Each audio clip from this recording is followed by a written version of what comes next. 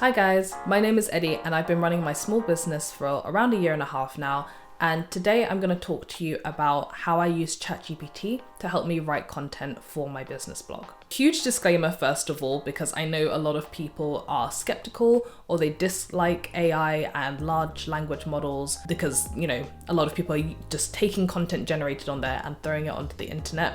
I want to say that you should never take whatever Chatgpt or whatever AI written content you receive and just put it straight onto your blog or straight onto TikTok or Instagram or whatever. Chatgpt is a great free tool to help you come up with ideas, to help you refine your ideas, and to help you kind of get the outline going. But you should always take what they give you, refine it, put it through your own tone of voice, and put it through your own brand tone of voice as well. You know your business, you know your target audience better than ChatGPT does, no matter how much information you've given it. In this day and age, people really value authenticity, and that goes for written posts as well. So with that disclaimer out of the way, I wanted to just jump straight into it. I've done a previous video already about how ChatGPT can help you come up with ideas. So this video is more about the refining and writing process. In the last case, I used a jewelry company. This time I'm using a herbal tea company. The reason that I'm using different niches, different business types in each video is to show you that this model or these prompts can be applied to any niche. So don't think that because your product is completely different that you can't use this. These types of prompts, you just take out the word herbal tea, you take out the word handmade jewelry, and you put in whatever you're selling there. Same for target audience, same for the social media platforms that you're using. So let's pretend that you've got a list already of blog post ideas and you kind of know the outline of what you want it to say, but you don't know specifically what each section will be about. So we're going to ask ChatGPT to help us write it out a little bit. I'm a small business owner who runs a wellness company. My company sells a range of herbal teas designed to help people improve different aspects of their health and wellness, including sleep, energy, and hormonal balance. As a part of my business, I maintain an on-site blog where I give wellness advice and tips and encourage people to sign up to my newsletter. So again, before you ask ChatGPT to do anything for you, you want to be really specific about where you're coming from, who you are, what your business does, what platforms you're using, and who you're trying to reach. I would like you to help me write a blog post. The theme is based upon this quote: "If you think wellness is expensive, try illness." Western societies often prioritize cure over prevention, but in reality, we have more control over our bodies than we think. It's about mindset, prioritizing the body, not thinking of wellness in terms of trends or something ephemeral, but something practical that we can take action to improve. Why are we so hesitant to invest in ourselves when we're happy to invest in things? The body is the only thing that belongs to us, so we should invest our time, energy, and money there. Then I go on to give ChatGPT some tone of voice guidelines. Please write as if you're a holistic health and wellness advisor. The blog post is aimed at women in their 20s and 30s who are interested in wellness-related topics such as mindfulness and yoga. The tone should be inviting, informative, and friendly. So ChatGPT has generated its draft. It's a little bit not how I would personally write it, and there are some bits and bobs in there that I'd like to change and remove. So I'm going to go ahead and give it some instructions on what I'd like changed in the first instance. So first of all, I ask it to take out the introduction. I think it's a bit heavy-handed. I still think there needs to be an introductory sentence, but it can be a little bit more toned down. Next, I want it to take out the heading conclusion because it's not a school essay, and then I want it to expand on certain points as well.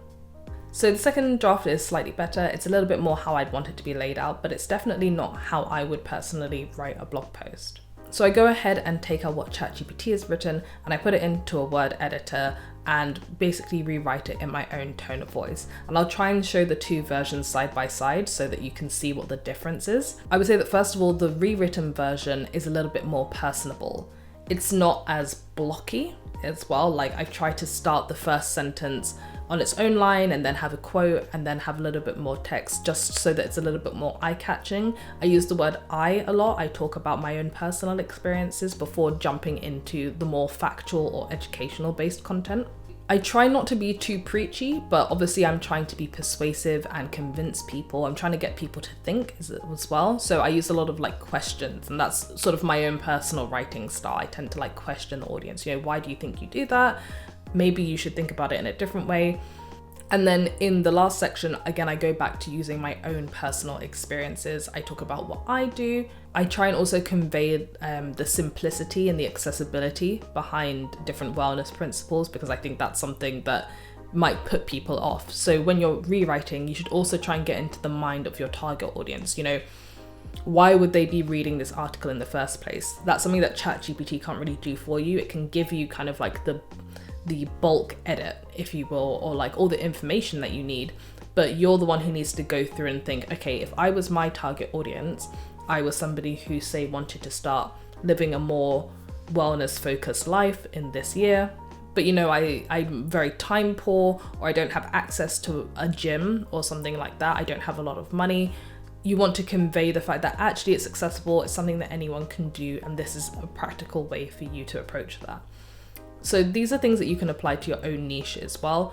If you're somebody who, say, sells handmade jewelry, like in the example that I gave in the last video, you might think, well, my target audience may really like jewelry, but they might buy cheap knockoff jewelry more often because it's more affordable for them. So in your blog post, you might want to emphasize the fact that yes, handmade jewelry is more of a financial investment, but it's also got longer term wear. You'll own a few pieces for a long time. You can stack them, you can like mix and match them, and the quality difference shows as well. So like I say, you want to take the ideas, you want to take the writing that Chatgpt has done for you, and you want to infuse it with your own personality, with your own brand ethics, and with your own tone of voice. Something else that I've added here that obviously I didn't ask Chatgpt to do is that I added a link to a freebie that I've created. I'll talk more about freebies and increasing your email list in a different video, but this is just an example that I've given that, say, if you're a wellness focused or a wellness centered person, you might be somebody who also enjoys planning their goals.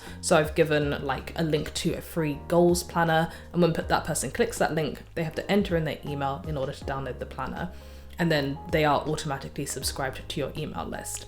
That's just one way to get people to sign up to your email list. There are loads of ways to do it, which I'll talk about in a different video. But that's something that you can add onto the bottom of blog posts to potentially boost the number of people who are signing up to your email list, or you can actually put it in the middle of the blog post as well, so that as they're reading, it kind of pops up and they see it. You can also do a pop-up that comes up if they've been on a page for a certain amount of time. Again, lots and lots of ways to go about it, but that's just one example. So that's it for this video, guys. I hope you found it useful.